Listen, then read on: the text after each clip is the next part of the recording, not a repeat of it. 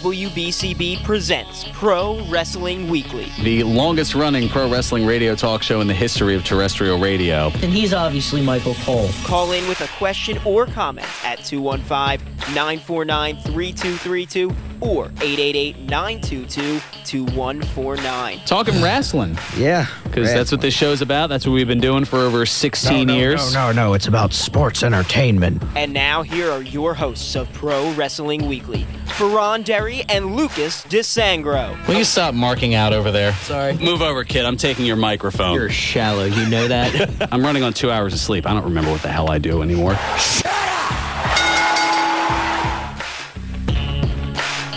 There's the sound of the bell, and we are set to go. This is Pro Wrestling Weekly here on 1490 WBCB and online at WBCB1490.com. Fearon Derry here with you alongside Lucas via the phone. Yes, I. Yep, we got you here, and the reason being is, well, for those who have followed me on social media here, I've been a bit under the weather over the course of the week. Monday, some sort of a viral infection or something hit me like a ton of bricks, and they also did a check and found out that apparently I've got strep throat. So knowing that Lucas's immune system is right about on par with his humor ability, I wanted to make sure that he was kept safe for the upcoming Turkey Slam this coming Friday. Still finds a way to backhand me even with strep throat. Thanks.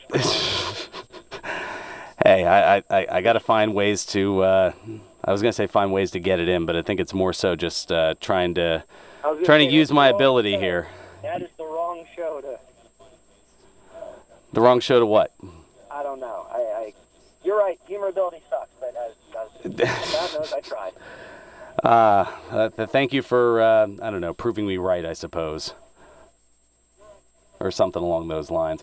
Anyway, how you doing? It feels like it's been a very long week. It feels like forever since. So I know we didn't get much of a chance to chat last week. Well, I mean we did, but the chatting was with Big Ron Shaw, and that was a fantastic interview. And it certainly was.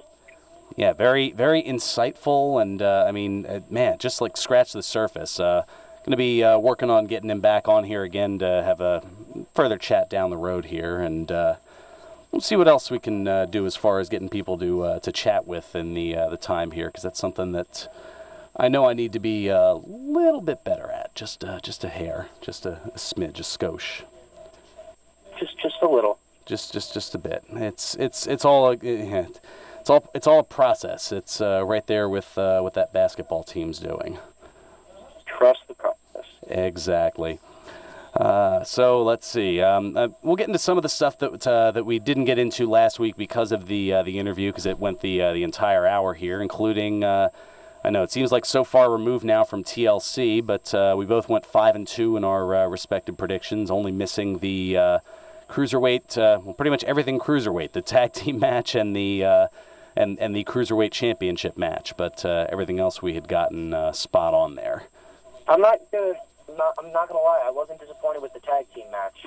The title match, on the other hand, is a different story. Is a different story. That is. Like, I'm okay. Let's put it this way. I'm okay with losing the tag team match because it was a good match, very good match. But yeah. Duly noted. And yeah, as we saw Kurt Angle making his return to the ring, and in doing so in a somewhat surprising but also somewhat expected fashion, with the short-natured situation that they were put into. In fact, speaking of short-handed natures and having to kind of pull a little change at the last minute here, something else from last week. WWE was in South America, and out of nowhere, Kevin Owens was pulled from the tour, and at one point wrestling in his place was Triple H. Ah, yes, I did hear about that. Yeah, and Owens offering and then all the smarts complaining on the internet when he took Roman Reigns' place in the Shield. Oh, there's a rivalry with Seth Rollins. It's just a house show. It's not like it's televised. There you go. But he offered the explanation on Twitter saying, quote, "I'm not sick, I'm not hurt, my family needed me home. Thank you to WWE and the fans in Argentina and Chile for their support and understanding." So a very classy move on the part of Kevin Owens, and also classy on Triple H's part to kind of step right in. And I mean, that's good on him to, despite the fact that he's kind of spending more time in the office, he's still spending enough time training and being able to just kind of step in at a moment's notice, considering he's what, like 48 at this point? Oh, yeah, but I mean, like, look at Billy Gunn. I mean, well, true. I mean, Billy had a little help, though. Well, no, that was just for bodybuilding. Well, yeah, okay, that was for bodybuilding. This is true. Yeah, I was just more. Yeah, I mean, I was stating the fact that there was a little bit of help, but that was that's a whole. Yeah, that's water under the bridge. We're past that at this point, and. Currently, this is actually the fourth of 5 days that Triple H maybe that was in preparation for, but he's working 5 events in this upcoming European tour, starting this past Wednesday, the 1st, and all the way through tomorrow, the 5th. Different events in Scotland, England, and Wales. Triple H is on the card. I'm sure Daniel Bryan is so pleased. Well, that's a whole nother. Yeah, well, I mean, like Triple H. Yeah, that's a different story. But like Kurt Angle wrestling at TLC, and then they decide, hey, we're gonna have you wrestle at Survivor Series too. Yeah, I mean, I guess if you're Daniel Bryan, you're kind of thinking, now wait a minute. I mean, this is somebody who. The TLC thing I understand, but whoa, why Survivor Series? I don't know. I guess maybe because Daniel Bryan wasn't part of the Attitude Era. I don't know. That's a whole nother. Yeah, that's a whole nother. We can get into that as we get a little bit closer to the Survivor Series here. Also, looking over to Impact Wrestling. First of all, I know it's kind of crept up on a lot of people, but Bound for Glory is tomorrow. Oh yeah. It is, isn't it? Mm-hmm. I was gonna say, I've got the card. Do you want to? Do you want to talk? Sure. Yeah, okay. All right. Well, it looks like we've got 8 matches advertised here. You've got for the Impact Wrestling Championship, Eli Drake against Johnny Impact.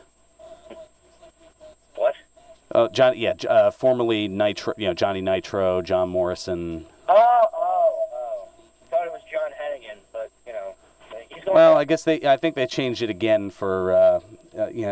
He finds a way of kind of adding whatever wherever it is that he goes to his namesake, I suppose. I wonder if they're going to just at some point how Ed Leslie was the man with no name. I wonder if John Morrison's just going to be the man with all the names. The man with all the names. Well, I mean, he's only halfway to Ed Leslie's 18 different gimmick names. I mean, so far he's. I feel like that. See, the thing is, though, he's never really changed up his gimmick, whereas Ed Leslie really changed a lot of it up. I feel like that doesn't count as much as they just changed his name. Well, I mean, from Dizzy Hogan and Dizzy Boulder, I mean, how much of a change really was there to that? I mean, but yeah, you're right. There are some significant changes from Brutus the Barber Beefcake to Zodiac to the Booty Man to the Butcher. Yes, there were a lot of impactful changes. Yeah, right. As opposed to, you're right, pretty much 9 of the exact same thing between John Hennigan, John Morrison, Johnny Blaze, Johnny Mundo. Wait, when was he Johnny Blade? That's. I'm just going by the list here. I think that was something. Let's see here. I'm quickly trying to look it up and chat at the same time. Let's see. I know nothing like trying to research something in live time here. Yeah, exactly. Okay, he was when he was initially introduced in Raw in March of 2004 as Eric Bischoff's apprentice. He was initially called Johnny Blaze, and then eventually settled in on Johnny Nitro. So it was a very brief thing. But yeah, Hennigan, Morrison, Blaze, Johnny Mundo, Johnny Nitro, Johnny Onyx, Johnny Spade, Johnny Superstar, and now Johnny Impact. Wow. I didn't even know about a lot of those. I only knew about Mundo, Hennigan, Nitro, and Morrison. Yeah, he certainly finds ways of reinventing the namesake. That's really all he does, is reinvent the name. Not that he really needs to reinvent anything. That's not meant to be a slight. He's amazing. It's just like, wow. Yeah, very impressive there. You've also got a triple threat for the Knockouts title: Sienna, Gail Kim, and Allie. Allie, you might know better as Mrs. Cherry Braxton Bomb. Sutter. Well, I was going to say Cherry Bomb. Well, yeah, but I don't know, Cherry Bomb also. You've got OVE versus LAX in a 51-50 street fight for the Impact tag titles. Wait, OVE? That's OI4K, isn't it? The Chris brothers? I was gonna say I should be up on this, and I feel terrible for not. Don't we all? Yeah, I suppose.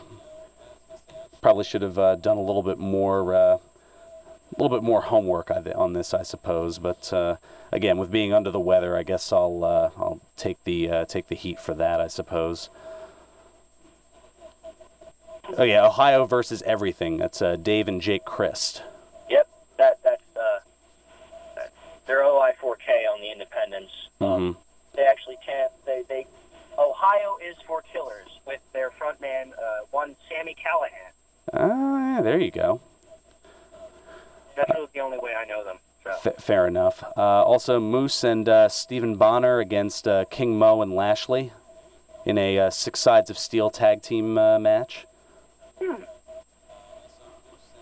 Let's see. You've got in a this is a six-person tag match. It looks like here. Team Impact against Team AAA. You've got Eddie Edwards, Ethan Carter III, and James Storm against Team AAA's El Hijo del Fantasma. Wow! I got scared for a second. No, not El Hijo de Valero. No, Lord. From the MFPW.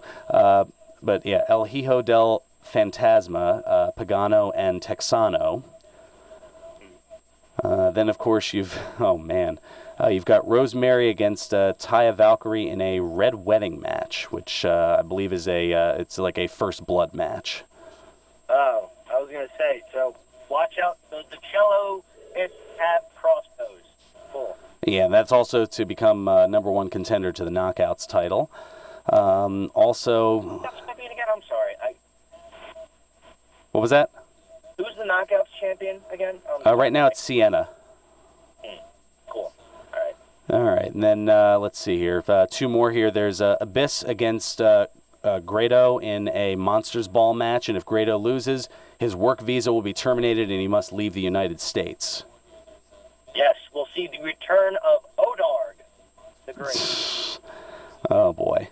And then finally a six-way match for the Impact X Division title. You've got Trevor Lee defending against Desmond Xavier, Garza Jr., Petey Williams, Sanjay Dutt, and Matt Sydal. Ooh. Yeah, that was... Now you have my full attention. Sydal is a part of my boy stable, so... Oh, okay. That's good to know, because... It's something fun to discuss. We explain what the boy... We should sort of bring that on. Really? We're gonna rip off that OSW bit too? Well, it's not exactly ripping off. I mean, like we just okay, need to borrowing. No, we should probably just explain what that means. Explain what it. Yeah. Well, yeah. Since you've alluded to it on a few different occasions. Yeah, it's something from OSW Review, which definitely check them out because those lads are awesome over in Ireland. Jay Hunter, OOC, and V1. They do a video podcast that's they chronologically critique wrestling storylines pay-per-view by pay-per-view. But in reference to their various boy stables, it's essentially kind of people who are their favorites that were kind of also-rans in terms of, they were never like a heavyweight champion or anything of that nature. They can't be too successful either. They can't. Like, Yeah, they can't be too successful. Exactly. They can sort of dance in the main event a few times, but Piper, for example, wouldn't be considered a boy, even though he never held the heavyweight title. Because he did have almost a Hall of Fame. Well, I mean, he did have a Hall of Fame level of success, but maybe somebody like a Hardcore Holly. Yes, or a Finley. Mm-hmm. A William Regal, or in my case, Matt Sydal. Yeah, there's a few Evan there. Bourne, for those who don't know. Mm-hmm. Yeah, no, I think they're pretty familiar. So yeah, Also, TNA heavyweight title does not count to disqualify someone. So, yeah. Well, I was gonna say, speaking of Impact, one notable absence from the pay-per-view tomorrow. And we'll get into this and then take our first time out here. But Impact Wrestling issuing a brief statement last Monday announcing the end of their business arrangement with Jeff Jarrett.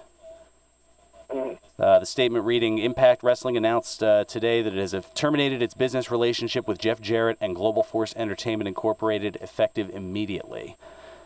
Now, a week ago Thursday, ProWrestlingSheep.com reporting that Jarrett had entered a rehab facility, and it followed issues from a couple weekends ago where he worked an event despite being in no condition to perform, and then the following night, no showing a scheduled appearance for the promotion, and that things kind of went sour from there. What was the being in no condition to perform due to? Well, considering that he's entered a rehab facility, I think you can kind of put two and two together on that. What, like? I mean, I would imagine some sort of substance. I don't know if it was alcohol or if it was... Well, yeah, that's what I meant. Like, I mean, I know they're all classified as drugs, but, like, different. Yeah, no, I don't know. Do I look like a toxicologist? I was just wondering if, okay, I guess they didn't specify. No, it wasn't specified, and frankly, I mean, I don't know. I'm not that concerned with it. At least, I don't know. I mean, he's in a place getting the help that he needs. That's the important thing. That made me think of The Simpsons. I'm sorry, that made me think of The Simpsons. Sorry, folks. He'll get the help that he needs, and then it's somebody just beating up Homer off stage. Okay, yeah, I don't think it's going to be that necessarily. Well, yeah, no, I hope not. No. No, we'll have a little fun with that, we'll have a little fun with something else with Jeff Jarrett a little bit later, and this is something that is a little bit of a surprise to Lucas here. But yeah, coming up in the next segment, we've got some more news and notes, including some interesting releases and departures throughout WWE and Impact, as well as an interesting promotion coming up. A few interesting things on Raw, both coming up this week as well as down the road. A very historic night. So we'll get into that and a few other fun things to get into. But first, got to let you know about more signings from our friends over at George's Cards and Collectibles, including, well, if you missed it last night, unfortunately, I know we've been talking about it for the last few weeks, but Rosa Mendez was at the Neshaminy Mall location. But for the hockey hosers out there, Flyers rookie defenseman Robert Hagg will be at the new Oxford Valley Mall location 1 week from tomorrow. That's Sunday, November 12th from 2 to 3 p.m. Wait. When did they come back to the Oxford Valley Mall? It just opened a few days ago. Let me get through. I'll tell you exactly where it is in the mall if you let me get through the live read here. Plus, at the new location, meet Flyers star Jakub Voracek. Jake Voracek. As I was going to say, I'll admit that my pronunciation isn't that great on that, and I'm sure somewhere Jack Spears is going, "You idiot." Jack Spears here at BCB. Yeah, exactly. Stupid. Yeah, there we go. That works too. But Jake Voracek on Saturday, November 25th from 3:30 to 4:30 p.m.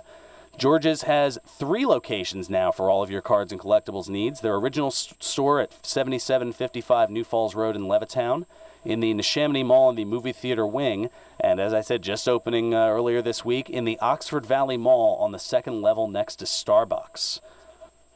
For more information, go to georgescollectibles.com and follow George's Cards and Collectibles on Facebook.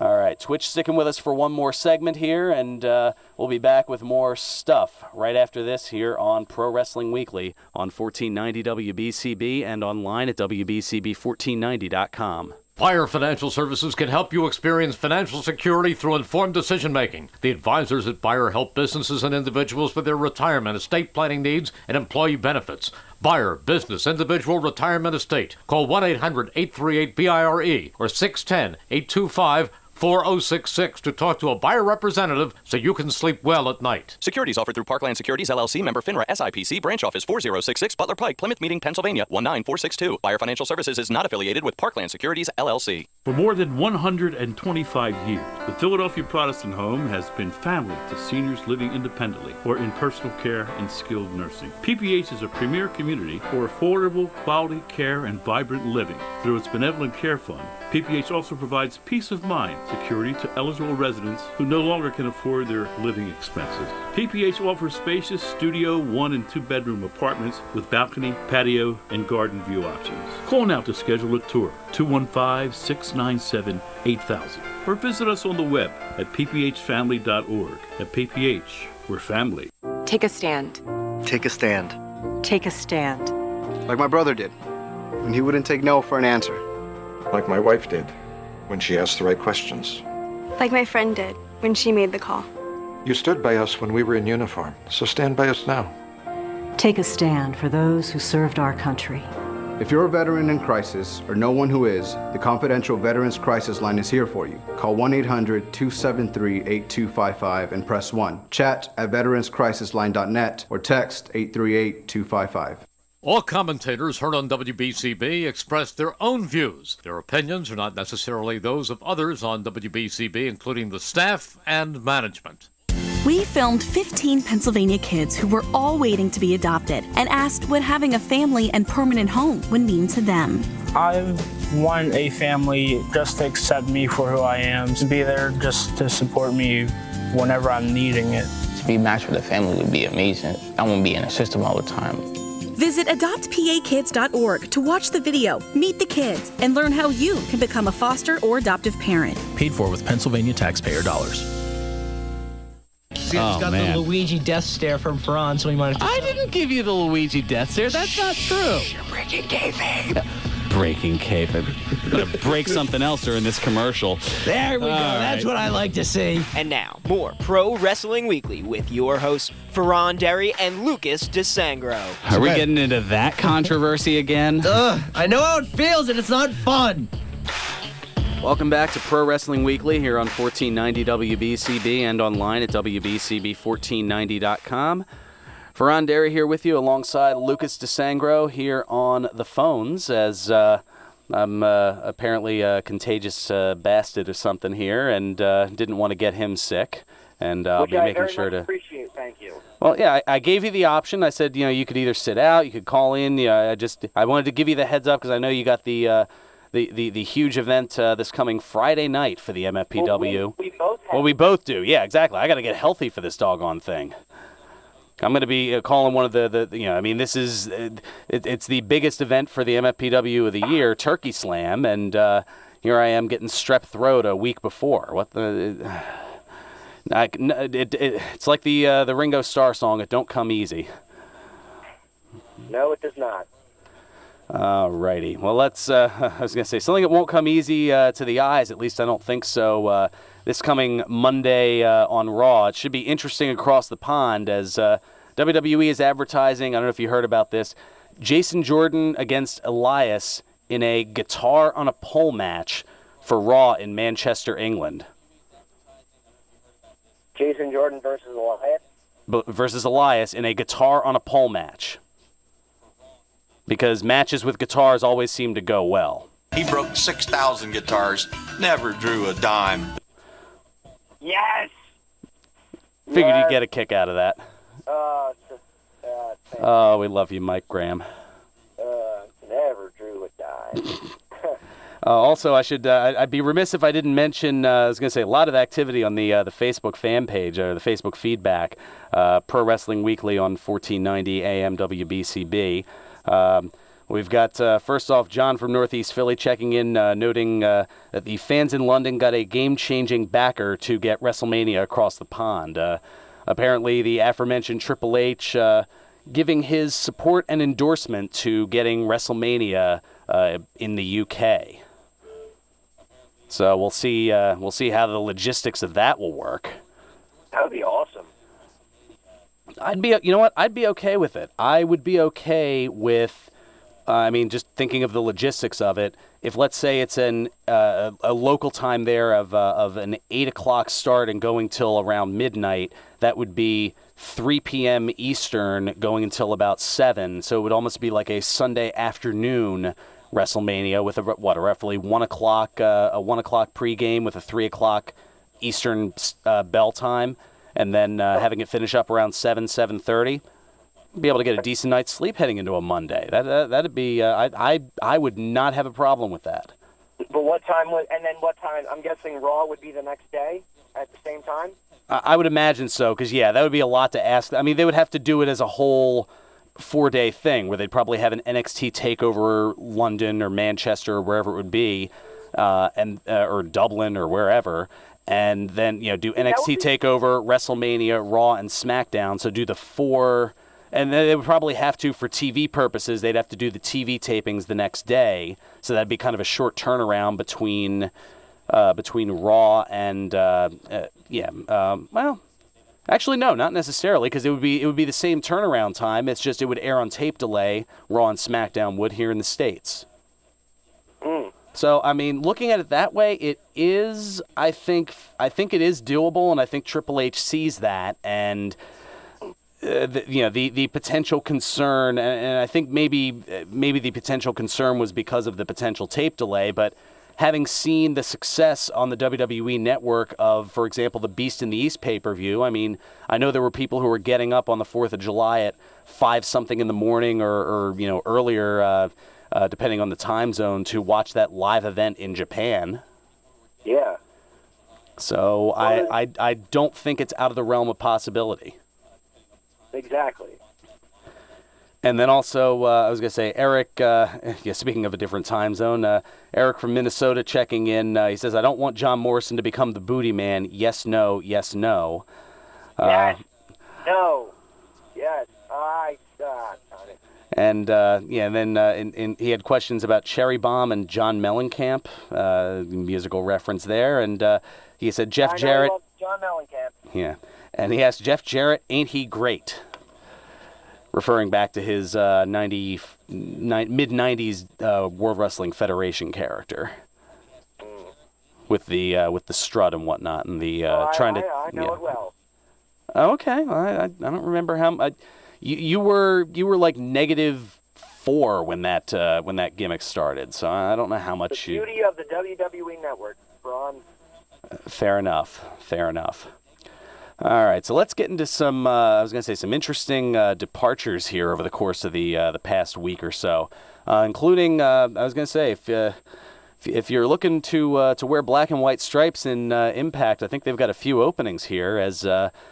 Brian Stifler, one of the referees, announced his departure this past Thursday night, noting that he had asked for and received his release. And previously, fairly recently, referees Brian Hebner and Robert King announced their departures from the company. And as if that isn't enough, according to ProWrestlingSheet.com, longtime referee Earl Hebner is no longer working for Impact Wrestling. What was he doing for Impact at the moment? He's been a referee for them. He started with them back in 2006, and I know that. I didn't realize he was still repping though. I guess I thought he was just like maybe backstage. Well, maybe he's kind of stepping back a little bit. Earl is 68 years of age at this point. So considering that Brian asked for and received his release, it's not too surprising that Earl would follow suit. But I guess it's kind of the question of what's next for the senior Hebner, who's now been a referee for 40 years. Oh, wow. Yeah, think about that. I have. And perhaps maybe a 2018 WWE Hall of Fame induction. He has been involved in many marquee matches for WWE, including most infamously the Montreal Screwjob from, this Thursday marks 20 years to the day since the Survivor Series '97 and the infamous Montreal Screwjob. Damn right he did. Where, yeah, I was gonna say I think I've got a shirt of his that says that. Damn right I did. But at the same time, I mean, I don't know. Do you think they'll bring him back after what he got fired for? I mean, I don't know if it was as big. And it's not exactly a big deal, but not exactly It's hard to say. I mean, with everything in wrestling, time heals all wounds. true. But he was selling pirated merch. Yeah, I don't know. It's thankfully I don't have to make that decision. Although, I was going to say, speaking of making unfavorable decisions, this past Sunday seemed to be Black Sunday as WWE announcing the releases of Emma, Darren Young, and Summer Rae, all of whom were wished the best in their future endeavors. However, one wrestler garnered a bit of negative attention based on his attempted humor toward the situation. Which, yeah, you shouldn't have. Yeah, no, there's not really no humor to be made out of that, especially when you just got to the company and this isn't the Indies anymore. Well, yeah, let me go ahead and get into it for those who didn't see it, because it kind of happened very quickly on Sunday. I had actually texted you about it Sunday morning. That's how I just kind of stumbled upon it, and I just instantly winced and went, oh, that was not a smart move. So NXT wrestler Leo Rush, who you've probably heard big things about on the independent scene and recently got signed to the Performance Center. Well, he commented not even a couple hours after WWE announcing the release of Emma on Sunday, quote, "I guess these are the things that happen when you're not truly ready for Asuka." Of course, referring to her loss to Asuka at the TLC pay-per-view the week prior. And then the Monday Night Raw. Well, and then Raw as well, yeah. But he later deleted the tweet and issued a long-winded apology in which he stated that he respects Emma while adding that it saddens him that the tweet was, quote, blown out of proportion and looked at in a very insensitive way, end quote. Well, how else were you going to look at it, to be fair? She just got fired. Or lost her, pretty much. She was future endeavored. She just ended her tenure with that company. How else are you supposed to be? Yeah, it's just rubbing salt into the wound of somebody of somebody losing their job, their income. It would be like rubbing salt in the wound of somebody who just got shot. Like what outcome do you expect?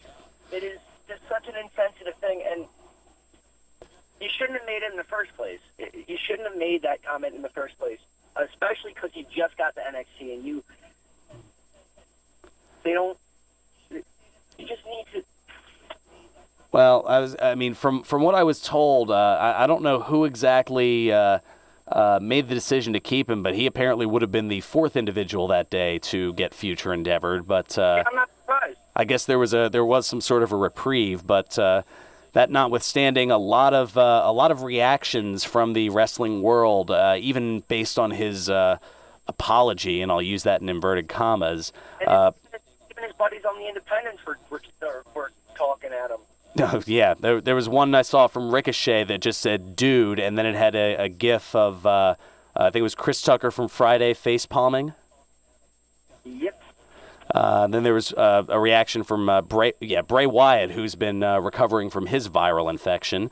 I feel your pain, Bray. I feel your pain.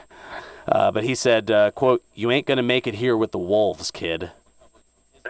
Yeah, that's a scary individual to have that kind of statement thrown out to you. And even those not in WWE anymore, but historically, Sean Waltman tweeted out, "Sad to see this from you." And leave it to... I think that one would hurt the most for me, to be honest. That one, like, if I were to get that tweet from Sean Waltman from X-Pac. Well, from anyone, like, I guess that served a bit of like a mentor. Yeah. Like somebody you looked up to not be mad but just disappointed, that would hurt way more than just. Absolutely, but leave it to a gentleman to kind of put a bit of a perspective on it as well. Did you see this or?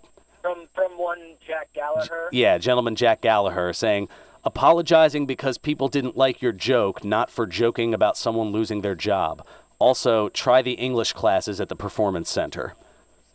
Yes, I did. Oh, it's fantastic. Yeah, a little bit of a dig at some of the spelling and grammatical errors on the otherwise prepared statement. Yeah, whoops. Yeah. Maybe you should have proofread that. Absolutely. Anyway, I was told that you can only stick around for the first 2 segments. Is that an accurate statement? Very accurate. I apologize. I have other things I have to take care of, unfortunately. It's understandable. I know I'm a mess. Yeah, I do. Very self-aware. Fair enough. All right. Well, I will catch up with you over the course of the week here once I'm recovered and whatnot. And I want to thank you for at least chiming in here for a couple of segments. It'll give me the chance to get to the phones. I know Ed from Northeast Philly's been hanging on here, and there's certainly going to be room for others here. But I appreciate you joining in here and cooperatively phoning things in because I'm kind of under the weather at the moment, and you can hear it. I don't sound like my normal self. I'm not just going to skip out on the show. Like, if I'm able to be there in any capacity, I will. Yeah, just in this case, I'm trying to make sure that you can be in other places in any capacity. So that's why I kind of kept you at a safe distance and kept myself quarantined here. Yeah, I appreciate that. So thank you. It's for the greater good. Yes, it is. Indeed. All right, so I'll leave you to that. Thank you so much, Twitch. I'll catch up with you later. I was going to say, it's that time, as it always is. Got to let you know that a postponement makes some good out of bad at the Broken Goblet Brewery, 1500 Grundy's Lane in Bristol, PA. Because of the Band of Brewers finals being postponed from tomorrow till late December, the Goblet will be open for its regular hours tomorrow from noon to 8, including the specials for the Birds and Ponies game. Yeah, you know the one I'm talking about. Meanwhile, on tap, make sure to grab some 2017 Bubba's Teabag, Angry Troll Amber, or a Disturbance in the Force Imperial Stout. Yeah, you got that right, Star Wars fans. Just a few reasons why it's always a good time at the Broken Goblet Brewery, 1500 Grundy's Lane in Bristol, PA. Broken Goblet Brewing, the semi-official brewery of Pro Wrestling Weekly. Please enjoy responsibly. Coming back, we got some more news and notes to get into. Also, we'll get to Ed from Northeast Philly, who has been very patiently hanging on the lines here. And we got room for you as well. 215-949-3232 or toll free at 888-922-2149. This is Pro Wrestling Weekly here on 1490 WBCB and online at WBCB1490.com.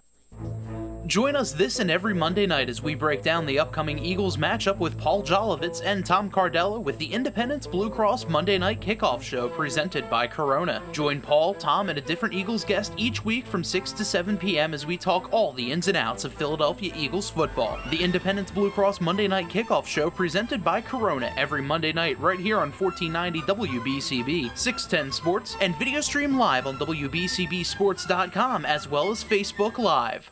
Your health is your most precious asset. Tune in to St. Mary Healthline Wednesday at 9 a.m. for advice on how to better manage your health. You will hear about important medical issues from the doctors and professionals across all service lines from St. Mary Medical Center. You will have the opportunity to talk or email your questions to the experts who can help you live a healthier lifestyle. St. Mary Healthline Wednesdays at 9 a.m. It's your health. Expect more. Hey, this is Bill Clement, and I'm hoping you can join me this and every Wednesday night, 6 to 7 p.m., live from Chickies and Pete's as Independence Blue Cross presents Bill Clement's Hockey World. I think that's me. So it's right here on 1490 WBCB on Thursday, 5 to 6 p.m., 610 a.m. Sports. You can also watch the show at WBCBSports.com.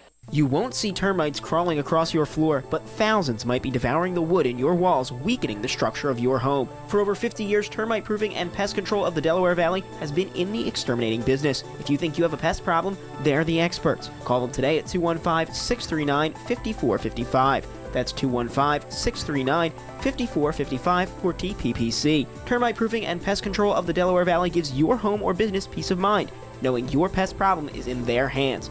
Located at 1560 Bristol Pike in Bensalem, they use only EPA-approved material applied by licensed technicians. Call Termite Proofing and Pest Control of the Delaware Valley at 215-639-5455. Pro Wrestling Weekly presents Today in Wrestling History, November 4. On this date in 1996, WCW Monday Nitro aired live from Grand Rapids, Michigan. In the main event, Lex Luger defeated Booker T. On this date in 2002, WWE Monday Night Raw aired live from Boston, Massachusetts. In the main event, Booker T and Kane defeated Chris Jericho and Triple H in a tag team match. On this date in 2013, WWE Monday Night Raw aired live from Greenville, South Carolina.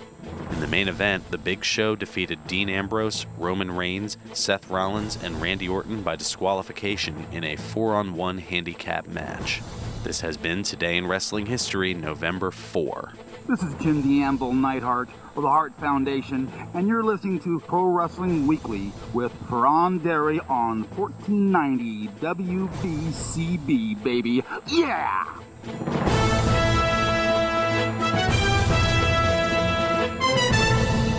Welcome back to Pro Wrestling Weekly here on 1490 WBCB and online at WBCB1490.com. Fearon Derry solo for the last segment here, and I was going to say some Facebook feedback on that. Joseph chiming in with a couple of different things, speaking very favorably of Asuka, saying very good in the ring, tons of charisma, WWE, take my money, and he also notes that she's rather good looking as well. But in terms of Lucas, Joseph saying, geez, Lucas, you're off the show more than on, doing half shows too. Who are you supposed to be? Imus? Ooh, wow. That is not fair.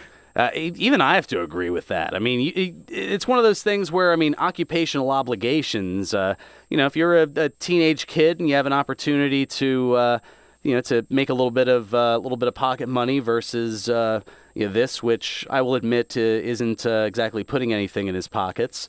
It's barely putting anything in mine. He's going to take that opportunity. So while I understand that during those occupational obligations that he's part-time, that, he's still contributing to the show as much as he can. So I'm going to say take it easy there. Pump the brakes a little bit there, Joseph. But I do appreciate the sentiment. But I think even if I'm saying you're being a little harsh toward him, you know that it's coming on a little strong. Because I know I find my ways to kind of needle and jab just a little bit here. Anyway, let's see if we can bring this real things back in a little bit, and who better to do that than look at the local scene, courtesy of Ed from Northeast Philly. Ed, welcome to Pro Wrestling Weekly. Good afternoon. January 28th to the 30th, Royal Rumble weekend in Philadelphia. Yes, it is. Yeah, it's been a little bit, but it's still a little ways away, so I haven't. I gushed about it initially, but I've kind of backed off since then. But yes, the NXT TakeOver, and it's going to be a 4-day event. The NXT TakeOver, the Rumble, Raw, and SmackDown, all emanating from the Wells Fargo Center in Philadelphia. And I'm going to have a convention that weekend too. Oh well, yeah. I mean, it's one of those things. It's almost like it's almost like a mini WrestleMania weekend. So there's going to be a lot of piggybacking and a lot of events that you'll see in the Philadelphia area. And yes, you'd mentioned a convention that will see the reuniting of the Four Horsemen. Plus, there's a convention coming up in like 2 or 3 weeks at the 2300 Arena.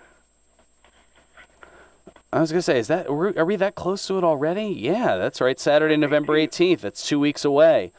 Where you'll see, I'm looking here, the New Age Outlaws, Terry Runnels, Austin Aries, Larry Zbyszko, the living legend. He's going to be there. Val Venus, Devon Dudley, Al Snow, Joey Mercury, Super Crazy, Jerry Lynn, Vader, Tammy Sitch, Raven and Tommy Dreamer, the Sandman. A lot of the ECW guys are going to be there. Yeah, Mikey Whipwreck, Shane Douglas, the Full-Blooded Italians, the Blue Meanie. Earl Hebner's going to be there. I guess now that he's no longer with Impact, he can start making those appearances. I've seen one of the Hebner's listed too. I was going to say, I'm looking here. I see Earl Hebner listed. Nikolai Volkov, Virgil, Ali, Nick Aldis. Raven, I think you mentioned. Yeah, I mentioned Raven. Yeah. Luke Hawks, Matt Cross, Bill Apter's going to be there. Aldo Rose.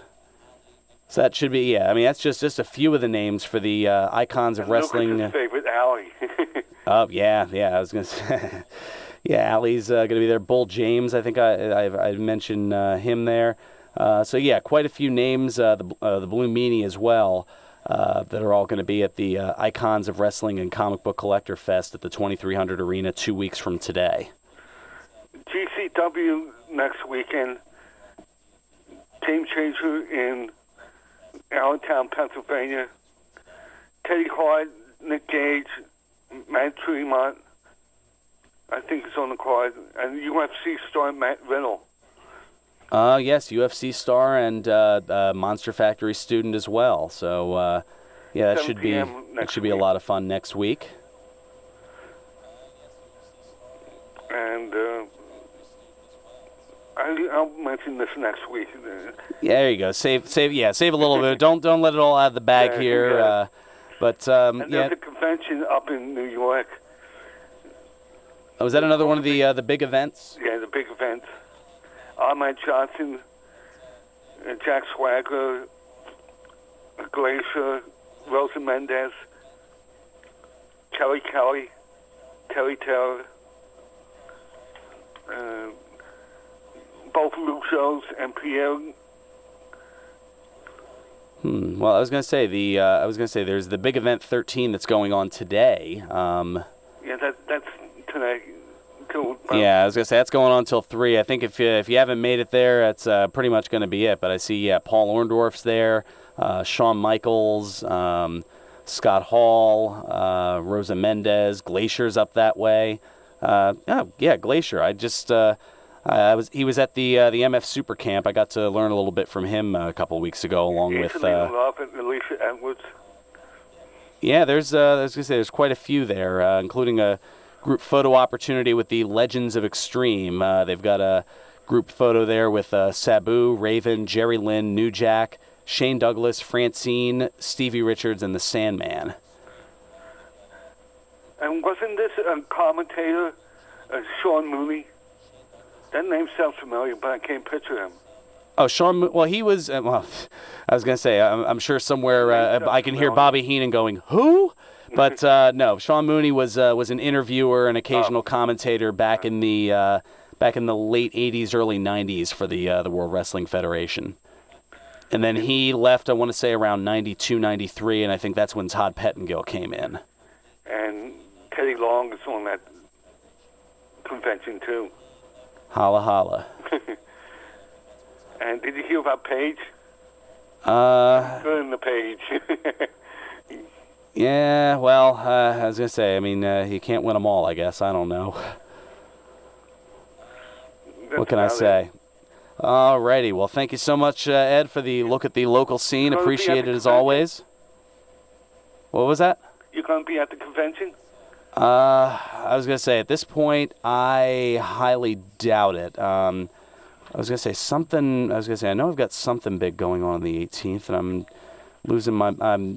I had something... I have to look at my schedule. I don't know. It's right now, I was going to say, I've got so much medicine in me. Like, there was something that was jumping out at me from the 18th, and I can't quite put my finger on what it is, and I think I wrote it down somewhere, but I don't know. I will... I was going to say, I don't necessarily think I'll be able to make it out there, but if that changes, I'll definitely let people know. But I think at this point, I'm still in recovery mode. I'll probably be doing something live there if I don't see you down there. There we go. Yeah, that could work out well. Yeah, I don't know. Something. And remember to turn your clocks back. Yeah, that's right. Tonight is daylight savings time. Yes, or daylight saving time with no S. So yes, turn one S, I should say, instead of 2. To make sure to turn the clock back, and that'll give me an extra hour of rest because Lord knows I need it. Oh my goodness. All right. Well, thank you so much for the call, Ed. We'll catch up with you next week, and got a few things to have a chat about, including, speaking of taking a look at the local scene, this Friday night, the MFPW returns to the world-famous Monster Factory, a special Friday night event, the MFPW Turkey Slam. I mentioned it earlier with Lucas, and that's part of why he's not in here with me, so he doesn't get what I've currently got. and is out for the event. But 2 careers are on the line at the MFPW in 5-on-5 elimination format as the Pride of Anarchy, headed by Punishment Damian Martinez, along with Sage, Omen, Soriano, and Gabriel, take on Nick Camarado's team, including Mark Cruz, Falaba, Mario Bocora, and Homicide. And whichever team loses their head, they can no longer wrestle in the MFPW. Plus, there'll be a 50-man Turkey Slam Battle Royal where the winner will challenge heavyweight champion Mikey Webb. All this and more this Friday night at the MFPW Arena, 541 Mantua Avenue in Paulsboro, New Jersey. Tickets available now, but very few at Eventbrite.com. And check out the MFPW and all things Monster Factory on Facebook, YouTube, Twitter, and Instagram, plus at monsterfactory.org. And make sure to check out past matches, bios, bloopers, and more at the MFNetwork.com, which is the home for Monday Night Monsters. Some other news and things that I didn't quite get into here. Well, WWE announcing at the 25th anniversary of Monday Night Raw, actually celebrating 25 years of Raw, WWE math striking again, will be celebrated on Monday, January 22nd, 2018, from the Barclays Center and the Manhattan Center, where it all began in New York City. Stars from Raw and SmackDown will be at the Barclays Center, while the Manhattan Center will feature superstars competing and special appearances from The Undertaker, Shawn Michaels, and Kevin Nash, among others. Of course, Monday Night Raw debuting on the USA Network back on January 11th, 1993. Man, it's got more episodes than a lot of different series, including The Simpsons, Monday Night Football, and a bunch of others. Although, in the case of Monday Night Football, it's only a few months a year, so I don't know. It's a little bit of a jab to throw that in there, but what can you do? Also, NXT wrestler Sawyer Fulton announcing that he had been released from his WWE contract. He had been with the company since 2012, and he left a lengthy and classy statement via Twitter, which for time constraints I won't be able to read, but he's still very young. He's only 27 years of age, and at 6'8", 315 pounds. There's time, and he's looking to get back to WWE, and time will tell what's next for him. Also, Nikki Bella was eliminated this past Monday from Dancing with the Stars, but no worries, she's back on TV with the new season of Total Divas. Brandy Rhodes, meanwhile, speaking of reality TV, has been named a member of the cast of WAGS Atlanta, which stands for Wives and Girlfriends of High-Profile Sportspersons, and she joins a bunch of other Atlanta individuals. And Dwayne "The Rock" Johnson continuing to tease the possibility for running for U.S. president in 2020. He was asked by a fan at the Los Angeles Comic-Con on Saturday whether he will run for office, and he said, quote, "I think the people's president has a really nice ring to that, I'll just say that." So whether or not it's going to happen, he's certainly keeping the possibilities out there. Anyway, I got about 2 minutes left, so it's time for... birthdays! Thank you, Lucas. All right, 2 plus 3 Brucey bonuses. On this date in 1969, Sean John Combs was born. The rapper, singer, actor, record producer, and entrepreneur who performed at WWE Tribute to the Troops in 2010, WrestleMania 29 in 2013, which I was there live for, and appeared on Monday Night Raw in 2016, as well as curating the soundtrack for the WWE 2K17 video game, better known as either Puff Daddy, Puffy, P. Diddy, or Diddy, turns 48 today. I'm surprised I didn't trip over that at some point. On this date in 1984, Ryan Phillip Nemeth was born. The former NXT competitor, best known for his WWE appearances as Briley Pierce, though also known as the younger brother of WWE superstar Dolph Ziggler. He turns 33 today. And then the Brucey bonuses. I've got 3 of them outside of the world of wrestling here. Going way back. First, on this date in 1937, Loretta Jane Swit was born. The stage and television actress and 2-time Emmy Award winner, best known for her role as Major Margaret Hot Lips Houlihan on MASH, turns the big 80 today. Woo is right, says Ted Efaw. And on this date in 1961, I've got a pair of them. First, Ralph George Macchio Jr. was born, the actor best known for his role as Daniel LaRusso, or Daniel-san, in the movie The Karate Kid, turns 56 today. Where's the time gone? And on this date, that same date, 1961, Jeffrey Lee Probst was born, the executive producer and television presenter best known as the 4-time Emmy Award-winning host of the competitive reality series Survivor, turns 56 today. And on that note, we're running out of time here, so it means I'm about to get voted off the island.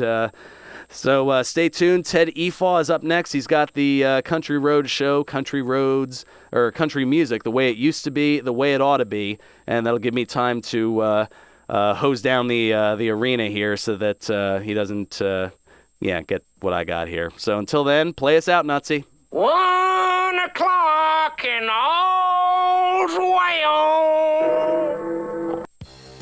Serving you better than ever before.